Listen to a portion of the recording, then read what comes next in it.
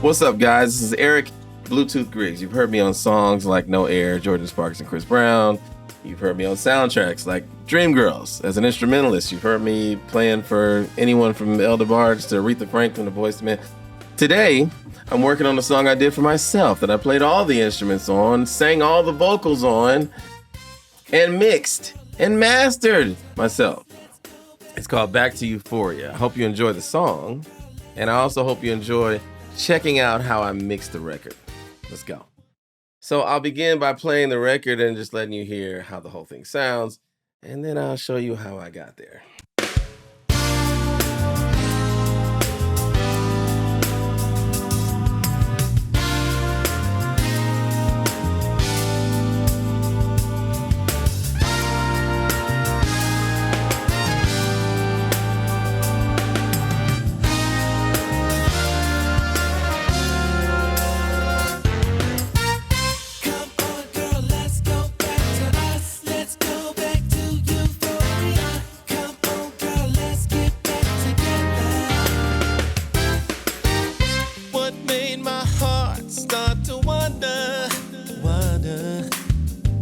Why did I ever leave your side? Yeah. And what made me share what I treasure with you, baby? And kiss a stranger in the night. I know that is alive with you by my side. Let's go. Let's go back to us. Let's go back to you. Come on.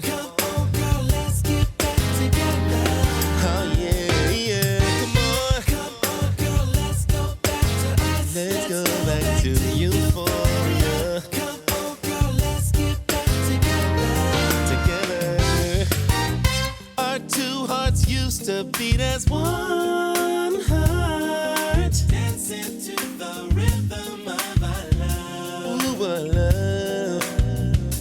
Passion strong like earth, wind, and fire. And now I feel so weak without your touch. You know that can't survive without you.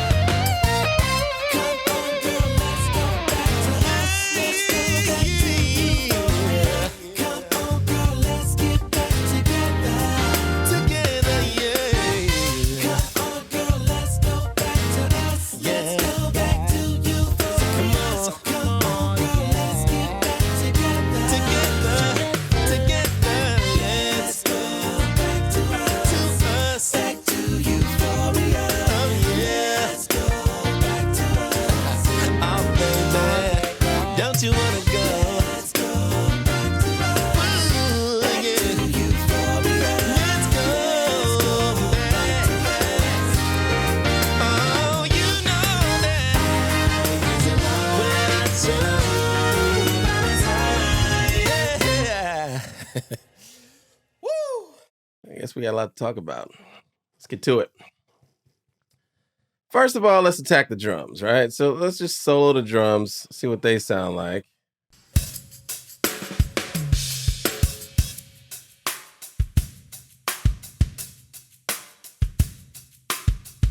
You know what I'm saying? Snappy.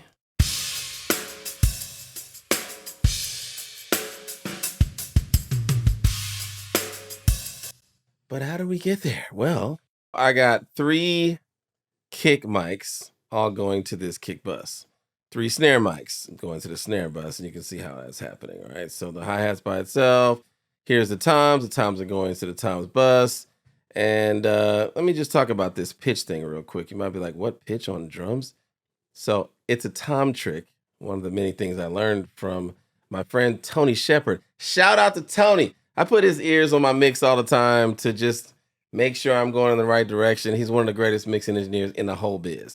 So he's the guy that told me about plugin alliance in the first place. He introduced me to the company, and thank God he did, because they make definitely some of my favorite plugins. Anyway, what I did with the toms, actually, I think he did that.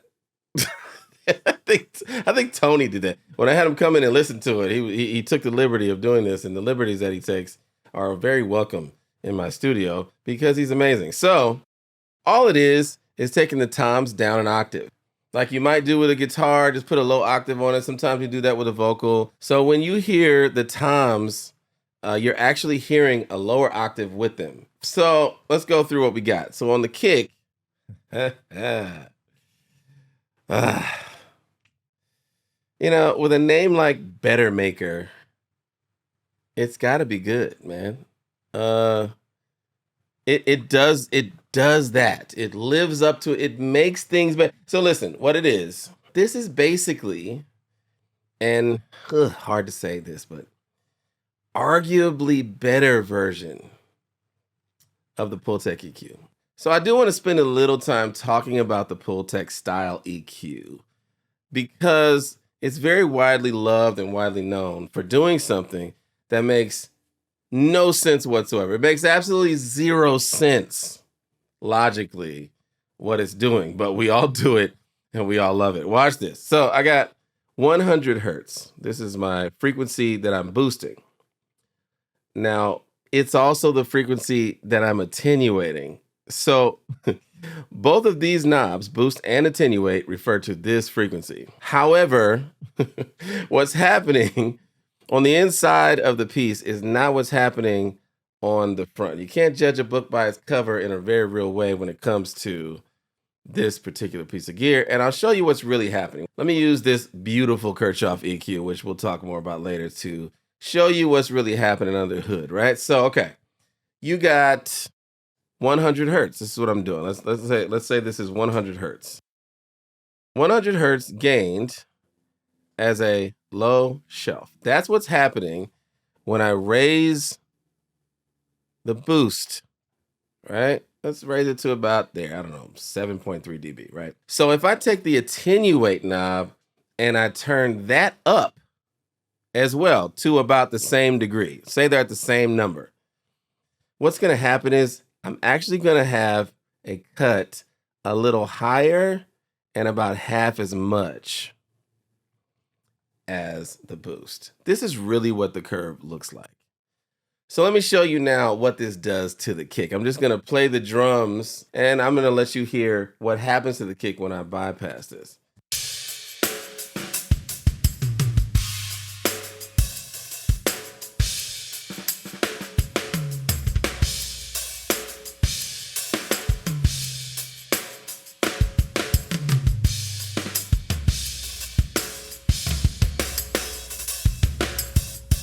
So you can see that when I bypass this, you get less presence in the kick. It sounds farther away. There's less bottom end and there's less balance across the whole kit. We don't want that. So I'm never doing that again. I'm not bypassing this again. Guilty fingers have got no rhythm. Okay, let's move on to the, I don't know, snare. Okay. We got our snare here that we're just rolling off the low frequencies with the Kirchhoff. A lot of mixing is removing unneeded, unwanted frequencies from your mix that are muddying it up for no reason. We don't need that part of the snare. We got that from the kick and the toms. Then I'm just using the Brainworks Elysia, I guess I'm pronouncing that right. I hope I am. Compressor. I'm not doing much with this. I'm just taking a little tiny bit off the top. I'll talk more about this plugin later. Then, ooh-wee, what a channel strip. It's beautiful. Like, let's not act like we're not shallow and we only care what a plugin sounds like on the inside and what it looks like doesn't matter. Yes, it does. Yes, it does. We all care what a plugin looks like. But as beautiful as this plugin is, and it is, wow. Let me turn your attention to what I'm doing with it. All I'm doing with this is raising 7K, 4 dB, a little slap, you know what I'm saying? Raising 300 hertz, 4 dB, a little punch, a little slap and a little punch. Just kind of, roughing up the audience a little bit. Just roughing them up, a little slap here, a little punch there. Never hurt anybody. And really, I don't mind if it does to some extent. I kind of do want to slap people dead in the face with this snare. So just being honest with you. So that's why I do the things that I do sometimes. I actually do want to hurt people. I want to hit people in the chest with a kick, and I want to slap them around the face with the snare. And I think I'm doing that well with these plugins. So thank you, Plugin Alliance, for allowing me to do that to my listeners. Now, this is going to be a hard thing to hear if just the drums are playing. Watch this.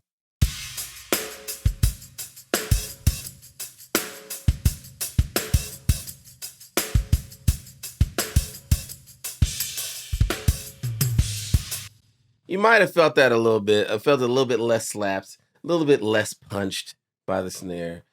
But in the context of the entire mix, you might hear it a little better. Let me try that again. Let's go back to us, back to Euphoria. Oh yeah. Let's go back to us.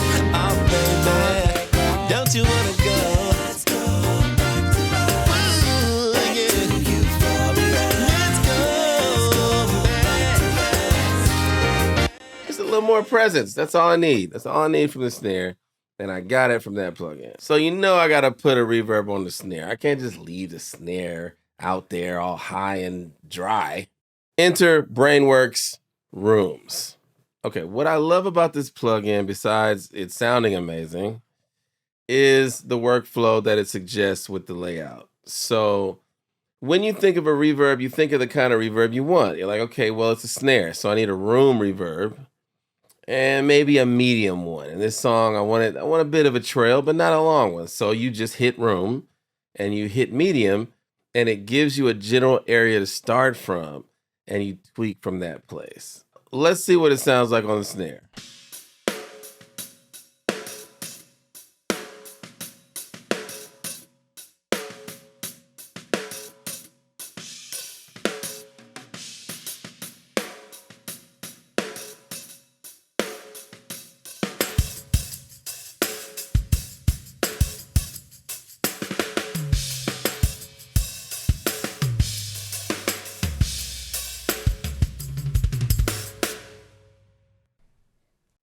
Speaks for itself as far as I'm concerned. Let's keep moving.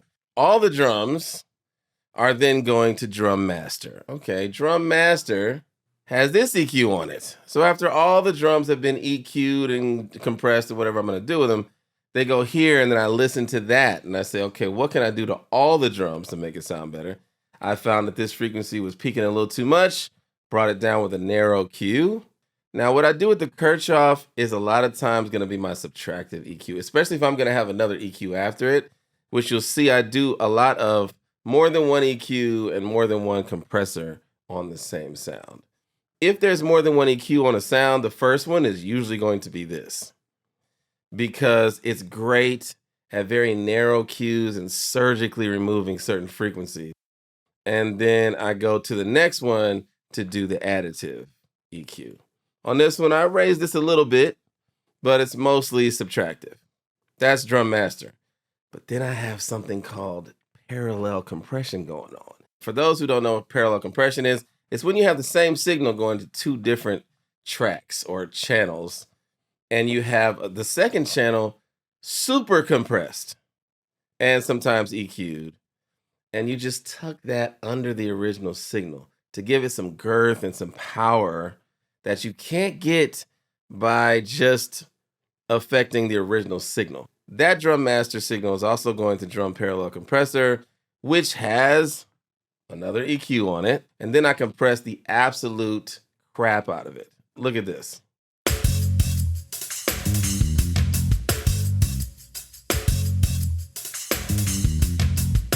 So I'm getting like 7.5 dB of compression on that.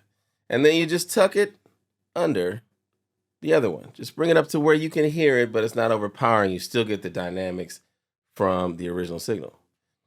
And then I have the Drum Master and the drum parallel compression going to this master, which I call Drum Master for Real. That's what that stands for. DMFR. It's the first time I've ever done that. But in this mix, I felt like I needed to send both of these guys to one thing and then affect that. So then I gave him a little bit more attack with the SPL. Transient Designer Plus. What a wonderful plugin. So sometimes you just want them to slap a little harder, but you don't want to EQ them or compress them anymore.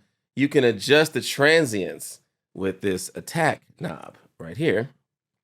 And then the time in between those transients, you can bring up or down as well with the sustain. So right now I have almost 3 dB of reduction of the sustain and addition to the attack. Then I have a limiter on the entire thing. So this is what's happening to the drum. This is the whole drum situation.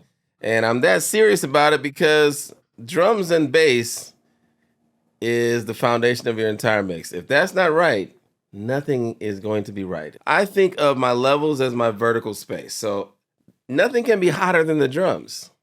So if your drums are peaking at -20, right? Nothing can be louder than -20. Your drums have to peak over everything else. So they create a ceiling of level for the whole mix.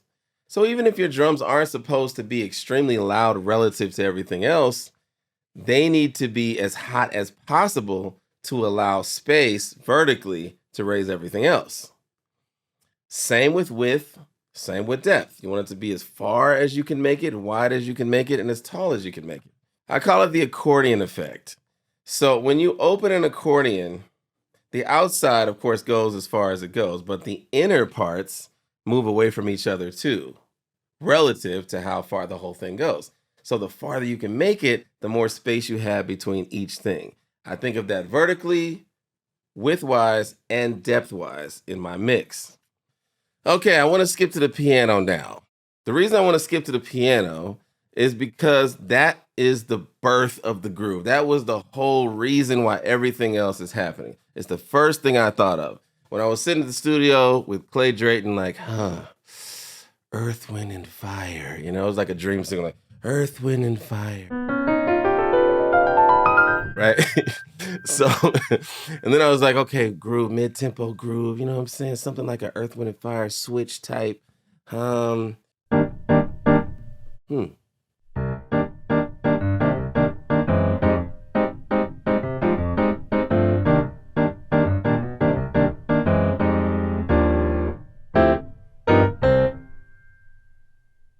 we both looked at each other like, right? But that gave me everything I needed to know to do everything else. Everything in this song is supporting that basic idea. So of course we got the bass line. That's what the bass is doing. And the groove of the drums, boom, boom,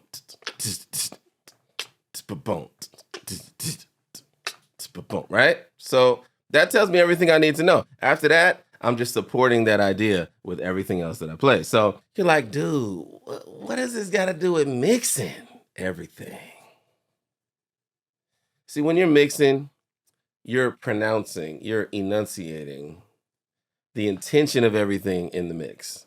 So if you don't understand who's doing what and why, there's no way you can mix a record correctly because that intention has to come through in the final mix. Think of it this way. If you didn't know who the lead actors are and who the supporting actors are, you can't write the script, you can't direct a movie, you can't make a trailer. It'll be ridiculous. If you're watching Mission Impossible and Tom Cruise is sitting back waiting for other people to make decisions, that's not his role. Everything in this mix has a role. The principal character of this mix is actually the piano. That's where I got everything else from. That's why the bass is doing what it's doing. That's why the drums are doing what they're doing. So then I know if I've got the bass, the drums, and the piano, I have the groove. I've completely established the groove, and everything else is supporting those things. So the first thing I'm going to do is remove the bass from the piano because the bass is going to handle that. What am I left with? This right here.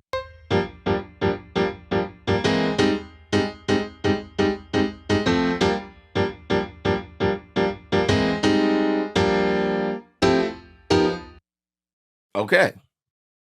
All I need to do to that, bring up these frequencies just a little bit of bass roll off. I want a lot of the piano frequencies because the piano is the lead instrument in this track. I know it's very horn driven, but the horns are actually supporting what the piano is doing. Everything the horns are doing is because of what the piano is doing. So I got that little bit of compression, not too much, from the U2A, which is a LA2A on steroids, is really what this is. Wonderful piece of equipment.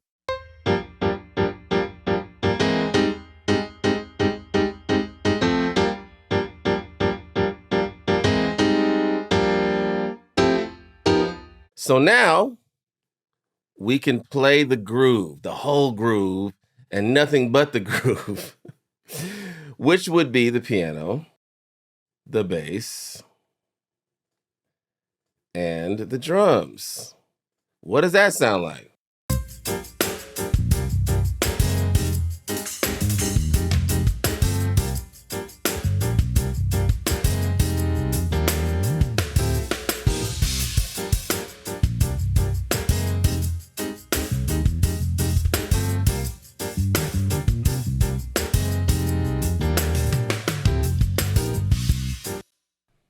That's the groove. Everything else is supporting that. What's supporting that the hardest in this record? Probably the horns. Let's go there next. I'm going to keep the other stuff in when I bring the horns in so you see that they're supporting what the piano's doing.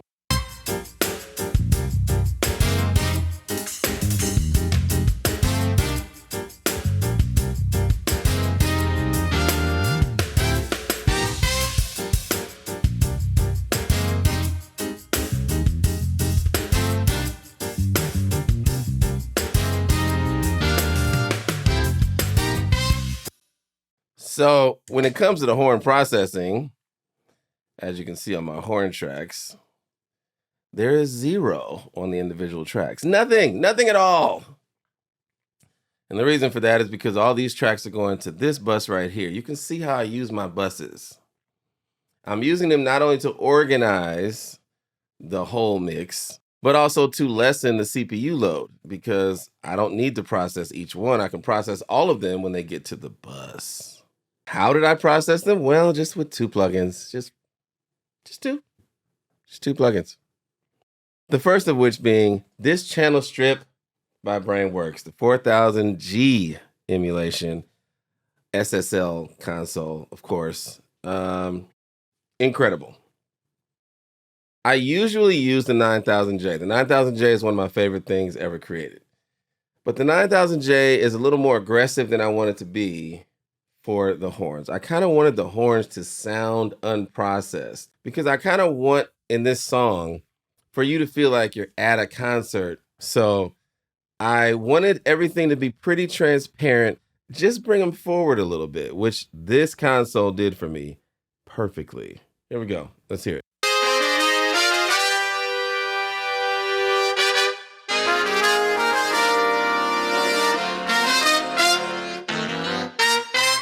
Just a little bit of EQ. Brought it forward a little bit in the mix. Cool. Then a little bit of compression.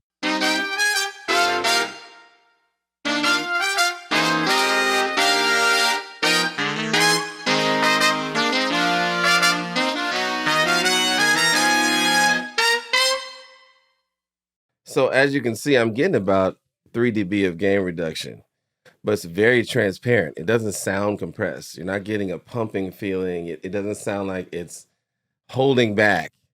They just sound like they're playing, but they're not slapping your head completely off. Look, yeah, I told you, I do want to slap people and I do want to punch them in the chest with my mixes. Not in real life, just in the mixes.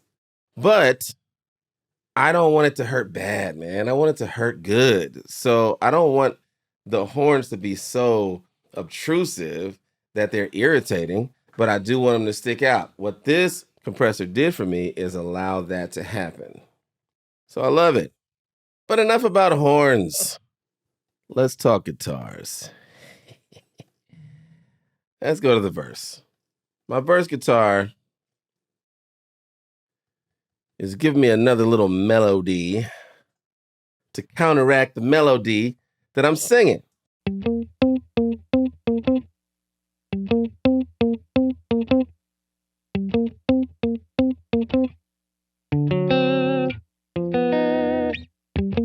Let's give you a little bass for context.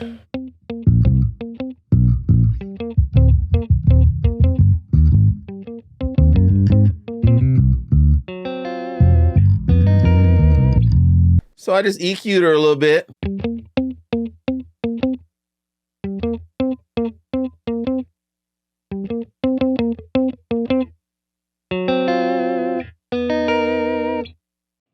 And then compression.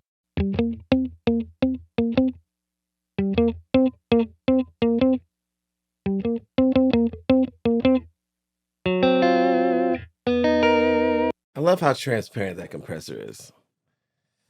Okay, so then what else we got? Let's go to this rhythm. Since we're talking about rhythms, let's go to this guy.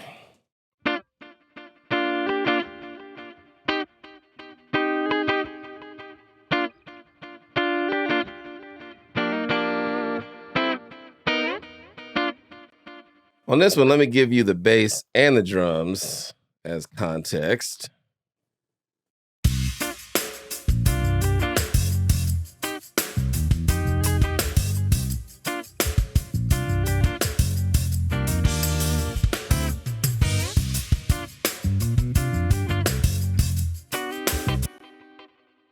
All right, so on this one, I do have some amp emulation on there.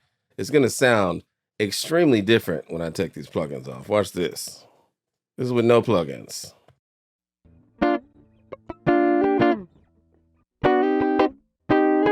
Definitely not what we want. However, as soon as you put this amp on there,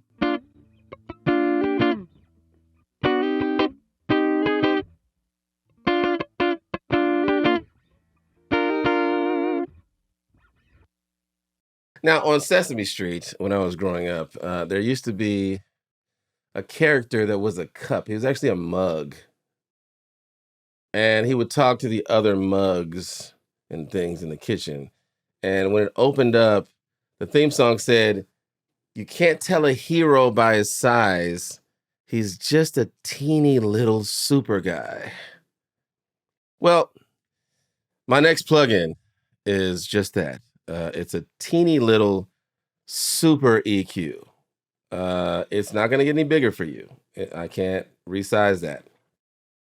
But the sound, man, is bigger than it looks. Watch this.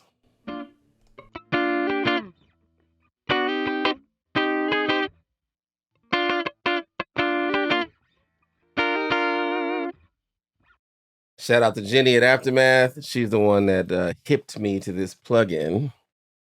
I was in the studio with Jordan Sparks that day, and she was like, "Hey, man, you should try this EQ." And this was it.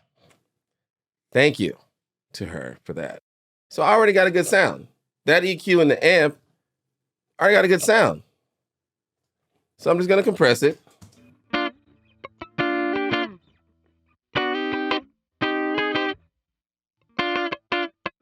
And add some delay.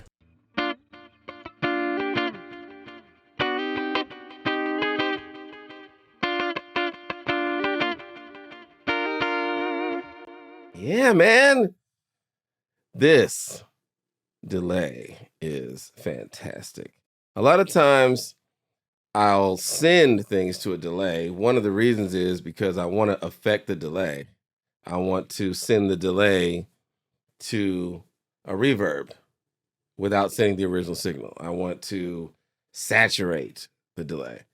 Well, this delay has all that stuff in it. Diffuse is like reverb on the delay.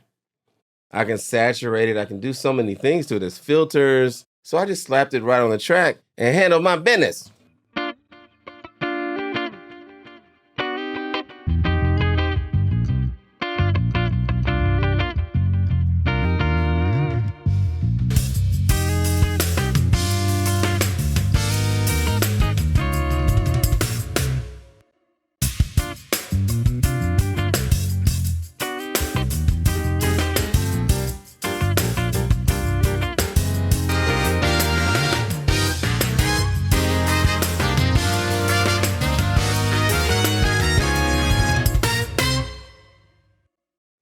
I mean, we might have a record. You know what I'm saying? We might be going somewhere, I feel like. What's next? Oh, man. The guitar solo. Now, I'm going to be honest. This is where I was like, okay, plug-in lines. Y'all, you're not going to have amps for me like that. I'm not going to be able to find a guitar tone I need. Y'all not going to have that. Here's the thing. They did, and they do. Yeah.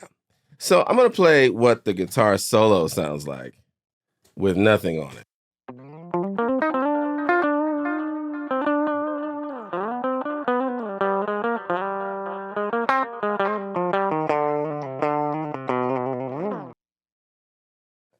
Clearly not the final product.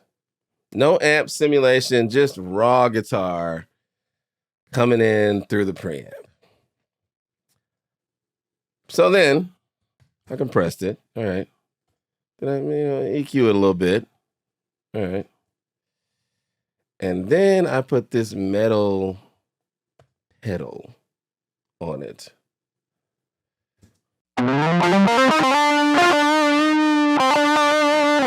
So the reason I did that is because if I want a real metal tone, which I kind of did on this record,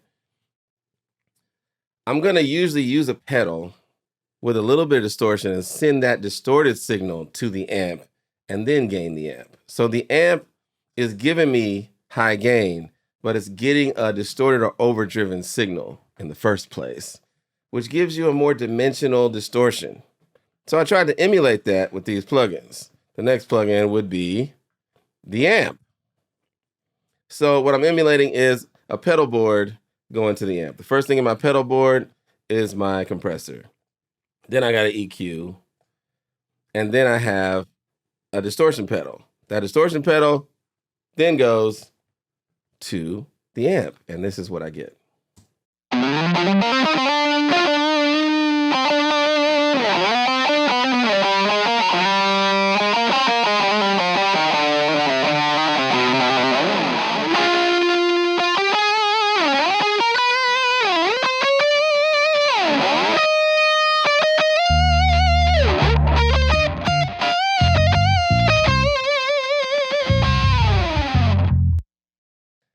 Okay.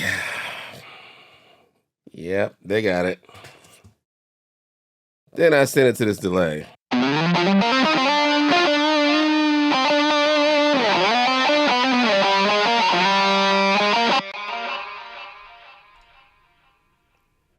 actually have two delays on this delay, and they're both the same plugin. What? Yes, this is the Brainworks Delay 2500. So the first delay is just giving me 78 milliseconds of delay. That's it. So it's really creating more of a chorus than a delay. Just 78 milliseconds. It's just giving me more of the original signal against itself. So it's kind of creating a chorus without being a chorus. The second delay is the one that you hear as delay. 489 milliseconds. So who knows what that is tempo-wise, because I did not want to sync this to the tempo of the record. Because in real life, if somebody's on a stage and they come over there, they just get it as close as they get it. And you just hear the trail. Also in real life, if you're getting an echo from a cave or from a wall or from a stadium, it's going to be as long as it takes to get there and get back. It's not going to sync to your song, right? So since I'm trying to create that atmosphere, stage, I'm not going to slave it to the song. I'm just going to have a trail, and I'm going to be happy with that. So here we go.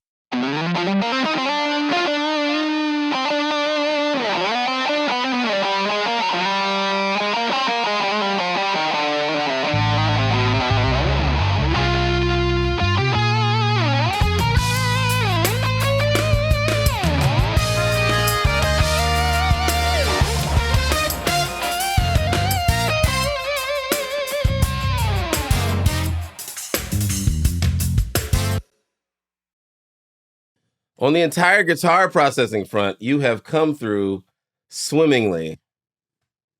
I'm sorry. So I think that covers all our guitars. And now we can move on to the vocals.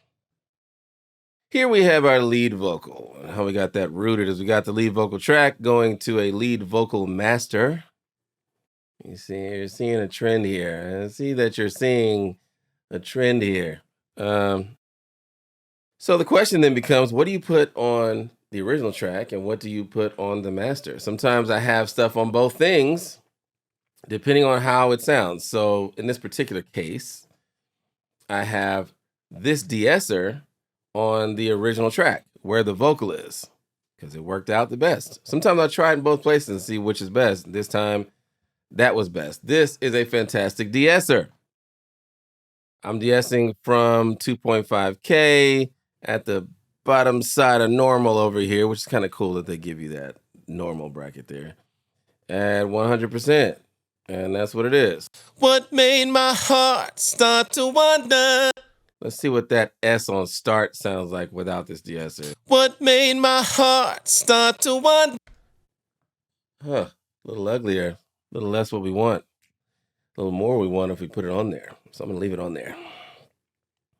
And then just a little subtractive EQ. I'm pretty much never going to do additive EQ if I know I'm sending it somewhere where I'm gonna have an EQ. This is my additive EQ right here. I just noticed that this frequency was building up a little too much for my taste. So I pulled that out there.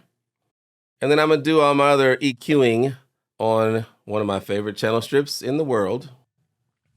Look guys, I'm just trying to show you a few of my favorite things.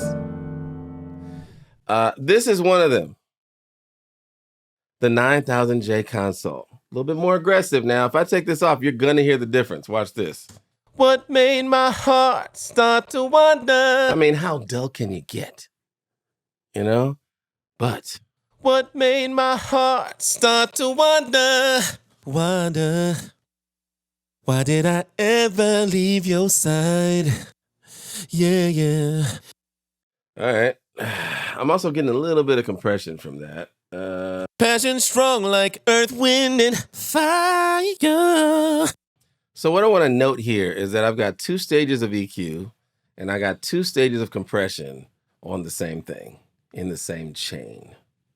So if you notice, I've got the lead vocal right here, which is going to the lead vocal master. But before it gets there, I got a subtractive EQ going on. And then I'll get my coloration and my broad stroke additive EQ from something like the 9000J, which often is the 9000J.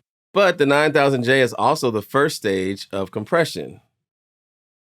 And then that EQ'd twice and compressed once signal is then going to yet another compressor, which is compressing the compressed signal. Okay, so when it comes to the background vocals, there's really no difference. I don't need to go over that because it's pretty much the same way I did the lead vocals, except I have multiple buses for those.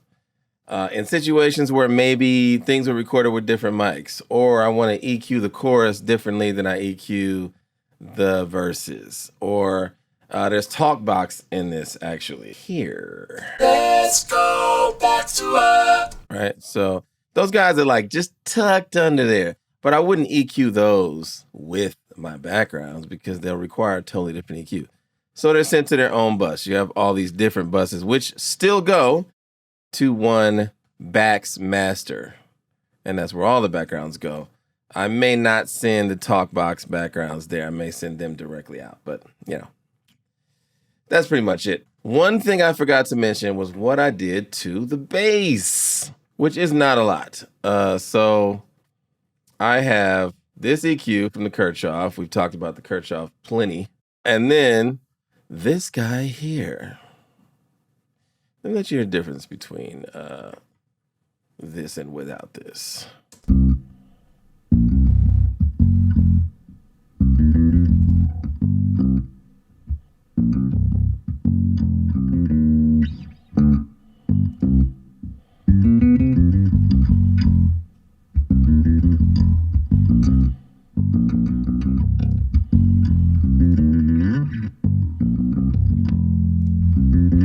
Yeah, so as you can see, It's giving a lot more bass and bottom end without making it too boomy. The thing I don't like about bass sometimes is when you can't really hear the voice of the bass because there's so much bass in the bass. What distinguishes one bass from the other is more the mids than the extreme bass. But I want the presence of that bass without losing the voice. This plugin did that for me, so that's pretty awesome. Vitalizer. Good old plugin lines, man. They got it. They got it. Whatever you need, they got it. This is proof. I mix the whole record with their plugins. This is proof. Whatever you need, they got it. That's pretty much it, guys. That's what I did with this mix. That's what I did with Plugin Alliance. I want to thank Plugin Alliance for allowing me to do this mix with Mega Video. It was fun. I want to do it again. So hopefully I'll do it with other records in the future. Meanwhile, if you have any questions about this, I'm just a DM away, man. Just hit me up on Instagram. Be like, what were you, what, huh? And I'll hit you back. All right. Peace.